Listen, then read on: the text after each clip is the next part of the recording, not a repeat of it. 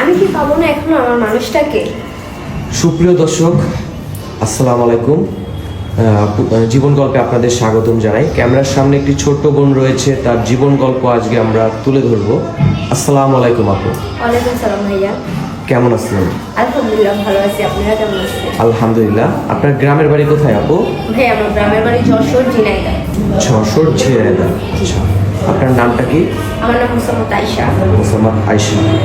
আপনার পড়াশোনা কতটুকু? আমি ক্লাস 9 পর্যন্ত পড়ছি। ক্লাস 9 পর্যন্ত পড়াশোনা করেছেন। আপনার ফ্যামিলিতে কে কে আছে? আমার মা আছে, আমার ছোট বোন আছে। আপনার বাবার কি হয়েছে? ভাই আমার বাবা আজকে 13 বছর হলো। আমার ছোট বোন যখন পেটে আসছে আমার বাবা বিয়ে করে চলে গেছে। আচ্ছা, ঠিক আছে। তার সাথে আর কোনো যোগাযোগ নেই? সে বেঁচে আছে কিনা সেটাও আমরা জানি না। তাহলে আপনার ফ্যামিলি চলে কিভাবে? আমি বাসায় কাজ করছি, আমার আম্মু বাসায় কাজ করতেছে এখনো। মানে অনেক খারাপ অবস্থায় আছে। হ্যাঁ ভাইয়া, একদম নিম্ন ফ্যামিলি। আচ্ছা, প্রতিবেদনে আসার মূল কারণটা কি আপু? ভাইয়া আমি যেহেতু গ্রামে থাকি, গ্রামের মেয়ে, আপনি তো বুঝিনি, একটা মেয়ের 18 বছর হইলেই নানান ধরনের কথা হবে।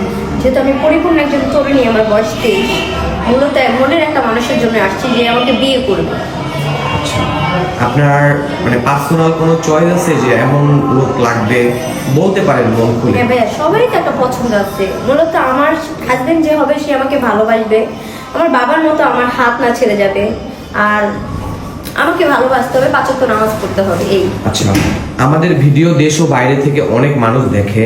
জি। যদি এমন কোনো হৃদয়বান ব্যক্তি থাকেন যে আপনার দায়িত্ব নিতে চায়, কিন্তু তার বয়স 50 কিংবা 60 বছর, তাহলে কোনো সমস্যা আছে? না ভাইয়া, কোনো সমস্যা নেই। আর বয়সটা কি ভাইয়া, বয়স দিয়ে কি পানি খাবো? ভালোবাসাই হলো সব। ভালোবাসাই সব। টাকা পয়সা যদি তার না থাকে? ভাইয়া টাকা পয়সা একটা পুরুষ চাইলে 4টা নারীকেও রাখতে পারে, পারে না? অবশ্যই। তাহলে টাকা পয়সা, পুরুষের কাছে টাকা কামানো কোনো ব্যাপার না। একটা নারীর হাত ধরলে পুরুষ সবই পারে। আর ওই পুরুষটার যদি অতীতে তার দুটো বউ থাকে, তাও ওই যে আমি আপনাকে বললাম, একটা পুরুষ 4টা নারীকেও রাখতে পারে। যাক, মাশাআল্লাহ। আপনি নামাজ পড়েন? হ্যাঁ ভাই, আমি নামাজ পড়ি, আমি কোরআন শরীফ পড়তে পারি, 2বার খতম দিয়েছি, আমার মা আমাদের পড়াশোনা করাইছে। মাশাআল্লাহ। তাহলে বোন, আপনার পার্সোনাল নাম্বারটা দিয়ে দেন। ভাইয়া ফোন তো ছিল, কিন্তু ওই ছাত্র আন্দোলনের ফোন চুরি হয়ে গেছে, এখন ফোন কেনার মতো সামর্থ্য নাই আমার কাছে। ও আচ্ছা। সুপ্রিয় দর্শক, ডিসপ্লেতে দেওয়া একটি নাম্বার রয়েছে, বোনটির পার্সোনাল কোনো ফোন নাই। আপনারা যদি চান তাহলে আমরা ইনশাল্লাহ যোগাযোগ করিয়ে দিব, ইনশাল্লাহ। আচ্ছা বোন, বিয়ের পরে সবারই স্বপ্ন থাকে জামাইকে নিয়ে ঘুরতে যাবে। আপনি কোথায় যাবেন?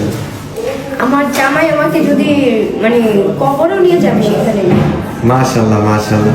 জামাইকে কি নামে ডাকবেন? সেটা আপনাকে কেন বলবো? সিক্রেট। আচ্ছা, যাই হোক দর্শক, ওর জামাইকে কি নামে ডাকবে সে আমাকে বলে নাই। অবশ্যই যে জামাই হবে তাকে বলবে।